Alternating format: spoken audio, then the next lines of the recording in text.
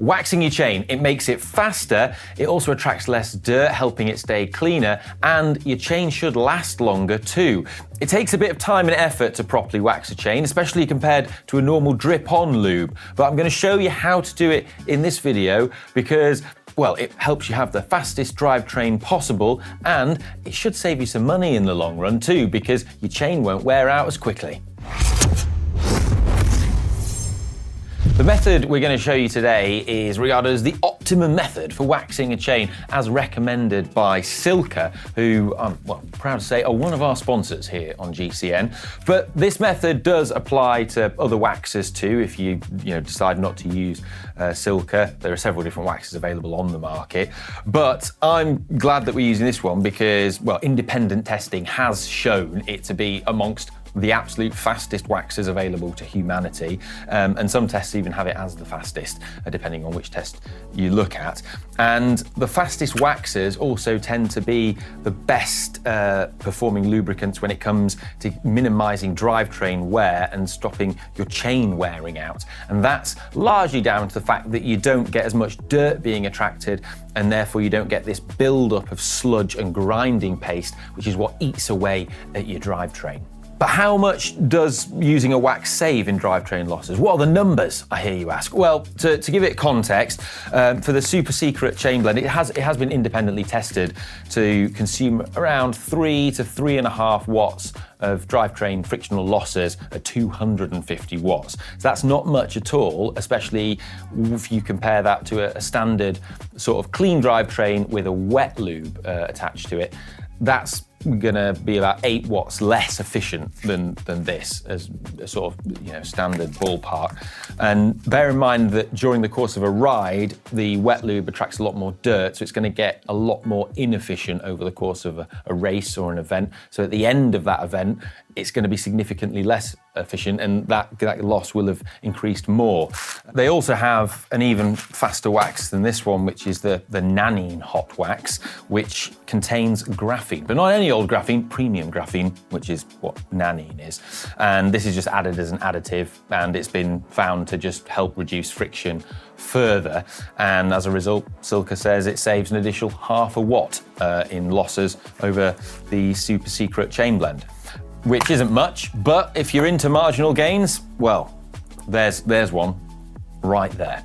Now, in case you're interested in why waxes are more effective at reducing friction than just using a drip-on lube, it's to do with penetration. So you don't get as much lubricant inside all the little pins and rollers with a standard drip-on method as you do with a waxing method. So it's better at lubricating the intricate little insides of the chain better, in simple terms.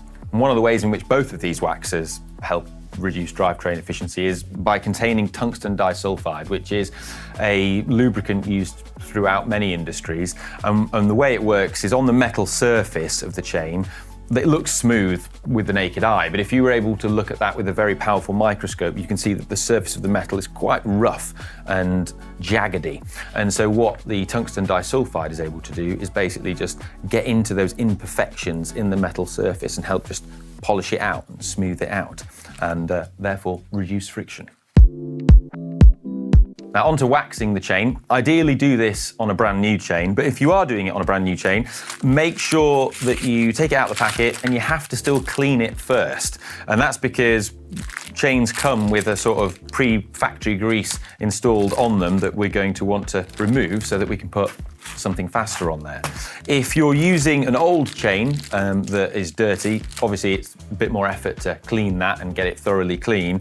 But also, before you do go to all the length of waxing it, get your Park Tool chain checker tool and check that it's not stretched and it's not worn out, because there's absolutely no point in going to all this effort to wax a chain that's worn. Now, I know someone's going to ask this question, so before you do, I'm going to answer it. Yes, waxed chains have been shown by multiple independent sources to be consistently faster, significantly so, than the standard grease that comes on chains when they're new. So there you go, you know. Now, to thoroughly clean the chain, we need to do it in several stages. The first stage involves immersing it in a bath of white spirit, or paintbrush cleaner is what it's commonly known as. And we're going to do that in the hydrosonic cleaner as well, so that it really does penetrate inside all the little links and rollers, also known as a sonicator in chemistry land. Anyway, so we're going to do that first now. So the first step is, suspend the chain on a spoke like this. This is a tip we got from Josh over at Silka. It's really effective. So you just get an old spoke, you bend it and then thread the chain along it. And this is really easy for lifting it in and out of the various baths in the cleaning process, but then also the waxing process too. So we're going to submerge it in the white spirit for 30 minutes and sonicate it in the hydrosonic cleaner. If you don't have a hydrosonic cleaner, because not everyone does. Another method you can use, it's not quite as effective, but it's still okay, is to put it inside a jar with the liquid and then simply just shake it around and agitate it and then just leave it to sit for a while.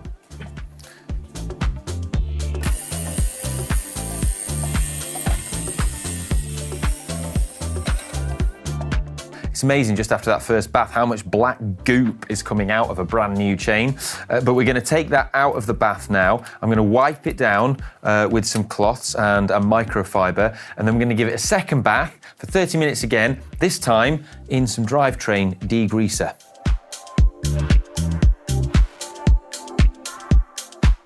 Second bath with the degreaser done. Now I'm going to take it out, dry it as before, wipe it down with a cloth, and then we're going to put it in a third bath, which is going to be acetone. Now, at the end of your third bath, we're only going to do that for about 10 minutes, but at the end of the third bath, if the solution is still coming out like dirty and cloudy, then just repeat that step and do a second bath of acetone at the end, just to get the last sort of bit of dirt off. So something else to point out, I only pour enough degreaser or solvent in just to cover the top of the chain. It just needs to be completely immersed. You don't need any more than that, so you can save on your supplies. Acetone is commercially available in a lot of places. It's most commonly known as, used as nail varnish remover. But it's good because in this application, because it's a polar solvent and it is able to be, it's miscible with both water and organic solvents. So your organic greases, it'll remove those, but it will also sort of take out water-based stuff as well. Right. After the third cleaning, this acetone's clear, so my chain is clean and good to go. So I'm just going to fish this out of here, and we're going to start melting our wax. Now, for the wax melting, what we're going to do is actually use a crock pot. This is again advice that comes from Silka through their, waxing of many chains. So there's a few advantages to using a pot like this. The first one is that you've got a liner in here which can come out. These aren't hugely expensive. So what I've done is actually bought a dedicated liner, which is going to be my waxing one. So I just pour the wax in here, melt it, and then when I'm done, this gets stored away. And if I want to cook in this, I can just put a different liner in that's used for food. And you can use the actual bag that the chain wax comes in, because this is a sous vide bag, so that can go in a pot of boiling water. You can stand it up and you can just put your chain into the bag, but it's a bit more awkward and fiddly than using this. Here you've got a nice big opening to get the chain in and out, and it'll take much longer.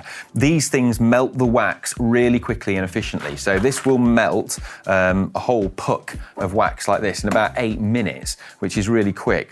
And also it doesn't burn the wax. So if you used a sort of cheaper appliance, or say for example, this has heating element in it, but if I put the wax in this, it doesn't have like thermostatic control, and so it can get very hot in certain spots under the heating element and actually burn the wax. You don't want the wax to get too hot. So what I do on this is just bang it on the saute setting, and then it never gets too hot, but it melts the wax perfectly and quickly.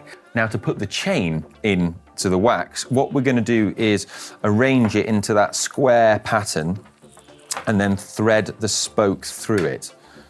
Again, this is a top tip from Josh Portner at Silka.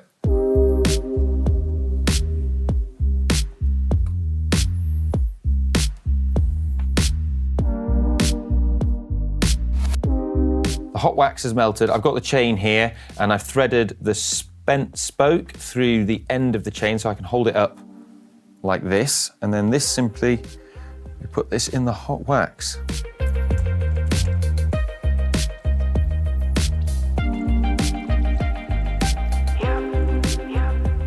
So with the chain submerged in the molten wax, what you want to do is just agitate it using the spoke and move it around. And this just helps the wax penetrate inside all the little gaps, all the little pins and rollers inside the chain, because that's where you want it to go.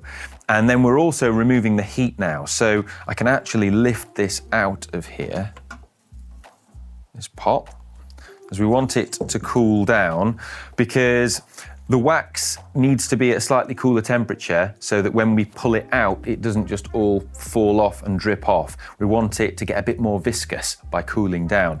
And the point at which we're looking for when we know it's the right temperature is it will start to cool sufficiently that it starts to form a little bit of skin on the surface of the wax, but underneath it's still molten liquid. So let's just wait for that to happen. If the wax cools down too much, when you pull the chain out, you'll just get a lot of wax on the chain. It'll be like a thick sludge just coating the entire thing. That's not great because it's quite hard to remove, and then you add that onto your bike. You've then got a load of excess lubrication, which is just going to form a load of gunk in the drivetrain and potentially contribute to like grinding paste and stuff. So if that does happen, don't worry, just put it back inside the wax, heat it up again so they get it nice and loose and liquid and less viscous, and then pull it out at a more optimum point after it's cooled again. So just start to get a bit of skin forming on the wax, which means it's cooled to the optimum temperature. So then you just agitate it, break up that skin, give it a good shake inside the pot. And then we're just going to lift it out and let that all just drip off. And while the wax is still molten, what I'm also going to do is just quickly dunk in and out the quick link. Give it a little shake in there, out it pops, and that's our quick link done. So there's the chain, perfectly waxed. Now, what you do for optimum performance is fit that to your bike and run it in for 15 minutes, ideally on a turbo trainer or on the rollers. And after it's run in for around 15 minutes, boom, there you go. You've got, well, pretty much the fastest chain available to humanity. It's race ready, it's good to go. That's it. Only problem now is you've got no excuses, have you? Because, you've done absolutely everything. But I hope you've enjoyed this video. And if you're interested in waxing your chain, let us know in the comments below, especially if you've got any questions about the process. And make sure you subscribe for future tips and videos about how to do stuff like this, including how to maintain your wax chain. Because, well, you've gone to all that hard work. You want to make the most of it now, don't you? See you later. Bye.